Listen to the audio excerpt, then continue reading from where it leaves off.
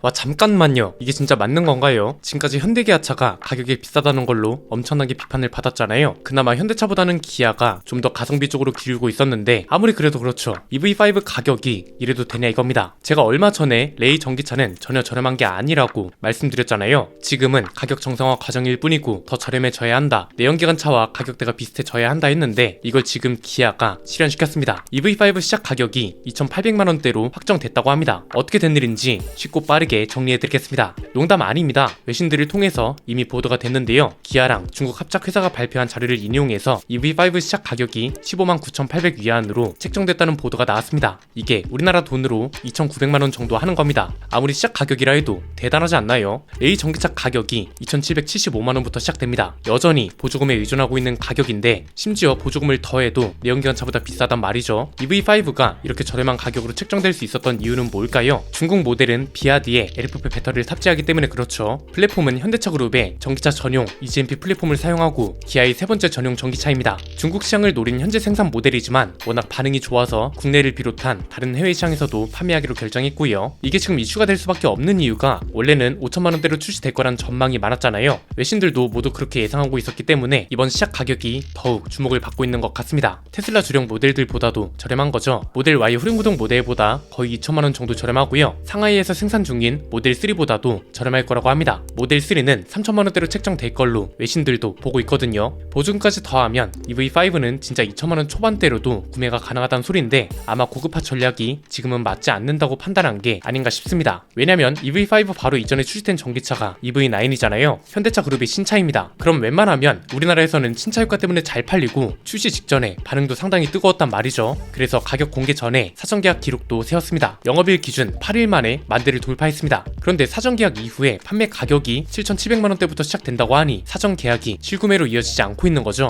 6월 19일부터 판매가 시작됐거든요. 6월 판매량은 1,334대, 7월 판매량은 1,251대에 불과했습니다. 여기에 품질 이슈까지 더해졌죠. 동력 상실 같은 문제 때문에 리콜이랑 무상 수리가 진행되면서 출고 대기차도 5,800대가 넘는 상황입니다. 아무리 가격대가 높은 차라 해도 신차 효과를 너무 못 보고 있는 상황이고 가격이 높아지면서 어떤 역효과가 나타나기 시작했나요? 비교 대상도 수준이 높아지는 거죠. 아무리 대형 차라 해도 기아고 동급인 팰리세이드는 프로옵션 가격이 6,000입니다. 그런데 전기차라는 이유만으로 EV9은 시작 가격이 7,700만원이라는 게 납득하기 어려운 것도 있고 가격대가 이렇게 되면 경쟁 모델도 너무 쟁쟁이십니다. 모델 X, BM-iX, 벤츠 EQS SUV 이런 차들이 되잖아요. 사실상 프리미엄 브랜드밖에 없고 결국은 K9하고 비슷하게 애매한 상황이 되는 거죠. K9은 심지어 은근 가성비 차 중 하나입니다. 그런데 기아라는 브랜드가 발목을 잡고 차라리 그 돈이면 제네시스나 독일차로 넘어가는 게 일반적인 거죠. 여기에 요즘은 특히 프리미엄 전기차보다 저렴한 전기차가 각광을 받다 보니 EV9 같은 차들은 신차 효과를 제대로 못 본 거라고도 볼 수 있습니다. 어떻게 보면 기아한테도 가격으로 센세이션한 무언가가 필요했던 것 같습니다. 이러니 EV5 시작 가격을 이렇게 파격적으로 정했겠죠. 시작 가격이 이렇게 나오면서 기대할 수 있는 것도 굉장히 많아졌습니다. 크게 세 가지인데요. 첫 번째는 LFP 배터리를 사용하는 진짜 이유가 드디어 드러났다고 보면 됩니다. 사실 LFP 배터리를 사용한다고 해서 가격이 드라마틱하게 저렴해지는 차는 아직까지 없었습니다. 모델 Y도 보면 EV5보다 2천만원 정도가 비싼 거잖아요. 그리고 최근에 레이 전기차도 가격이 저렴하다는 말이 꽤 나오던데 저는 이거 괜히 저렴하지 않은 거라고 말씀드렸죠. 아무리 보조금을 제외한 가격이라 해도 시작 가격이 2,775만원이 말이 되냐 이겁니다. 경차잖아요. 경차가 준중형 SUV 가격이랑 비슷해서 되겠냐 이거죠. 보조금을 감안해도 여전히 내연기관차보다 비싸기도 하고요. 전기차는 부품수도 내연기관차보다 적고 생산 과정도 훨씬 단순한데 왜 여전히 내연기관차보다 비싼 것이며 이런 가격을 어떻게 저렴하다고 말해줄 수 있냐 이겁니다. 아직은 저렴한 게 아니고 가격 정상으로 가고 있는 과정으로 이해해야 한다고 말한 이유가 여기에 있는 겁니다. 그래서 레이 전기차가 저렴하다고 말하는 건 다소 동의가 어려웠는데 EV5 정도면 저렴한 가격이라는 수식어가 붙어도 충분히 납득할 수 있죠. 레이 전기차 시작 가격이 2,775만원입니다. 그리고 EV5 시작 가격이 2,900만원이랍니다.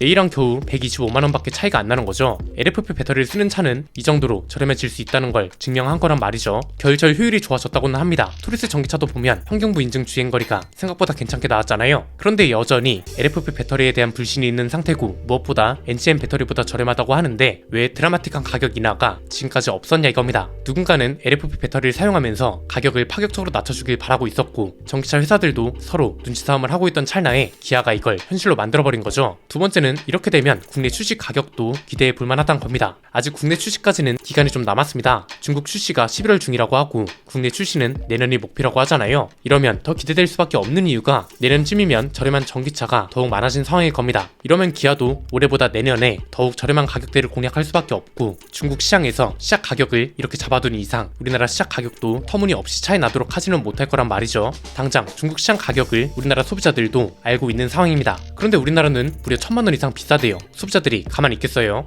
아무리 배터리 종류가 다르다 해도 이 정도로 차이가 나면 기분 좋을 사람이 어디 있겠어요? 그런데 또 1000만원 정도가 비싸다 해도 실구매 가격 경쟁력이 상당합니다. 1000만원이 비싸다고 가정하면 시작 가격이 3900만원인 거잖아요. 우리나라 평균 보조금이 1000만원 정도 되니까 2900만원에도 살 수 있다는 거죠. 내년에는 보조금이 줄어서 800만원 정도라 해도 3000만원 초반에 살 수 있는 거고요. 지금 이 정도 가격으로 살 수 있는 전기차가 없습니다. 심지어 준중형 SUV 보조금을 포함한다면 내연기관차랑 비슷하거나 더 저렴한 가격으로 살 수 있게 됐다는 거잖아요. 아무리 배터리 종류가 다르다 해도 1000만원씩이나 차이가 날지는 모르겠습니다. 그런데 1000만원이나 차이가 난다 해도 보조금을 생각하면 실구매 가격이 그 어떤 전기차들보다 저렴한 거라서 이 정도면 최근에 주춤하고 있는 전기차 판매량을 다시 끌어올릴 수 있지 않을까 싶습니다. 세 번째는 토리스 전기차는 이제 어떡하냐는 겁니다. 토리스 전기차가 가성비를 내세우면서 출시 준비에 한창이란 말이죠. 시작 가격이 4850만원이라서 보조금을 포함한 실구매 가격이 3000만원대라는 걸 엄청나게 어필했습니다. 그런데 EV5 가격이 이렇게 되면 토리스 전기차가 과연 승산이 있을까 싶은 겁니다. EV5 중국 시작 가격이 2900만원, 국내형 모델은 배터리 종류가 다르기 때문에 3900만원이 시작 가격이라 해도 토리스 전기차 가격에 보조금까지 모두 포함해야 가격이 비슷해지는 거잖아요.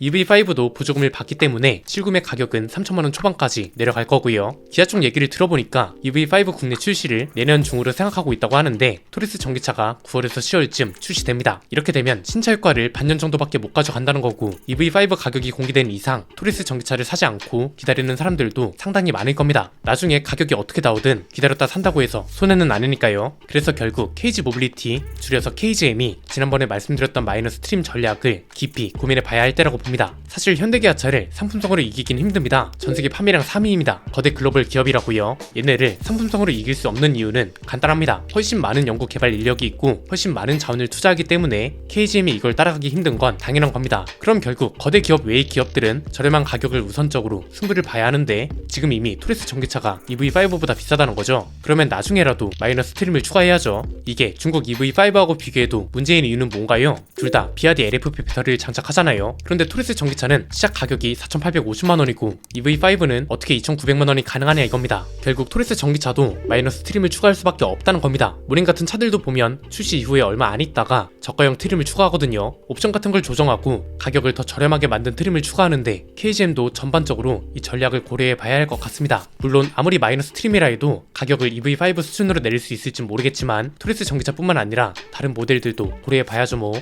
요즘 저렴한 가격에 대한 소비자들 인식이 굉장히 긍정적이고 가격을 더 내린다는 것 자체를 굉장히 높게 평가합니다. 왜냐하면 신차는 무조건 가격이 비싸진다는 게 당연시 되었기 때문에 신차 가격을 내린다는 걸 굉장히 긍정적으로 보는 거죠. 딱히 페이스리프트나 풀체인지처럼 연구 개발비가 천문학적으로 들어가는 것도 아니고 옵션 조금 조정하고 가격만 내리면 되는 거라 비용도 많이 안 들이고 신차 효과를 더 끌고 갈 수 있는 좋은 전략이라고 봅니다. 이런 새로운 전략이 꼭 필요하다고 보고 EV5 가격이 전기차 시장에 어떤 영향을 끼칠지도 기대되네요. 오늘 내용은 여기까지입니다. 내용이 유익하셨다면 구독과 좋아요, 알림 설정 부탁드립니다. 지금까지 저는 안피디였습니다. 감사합니다.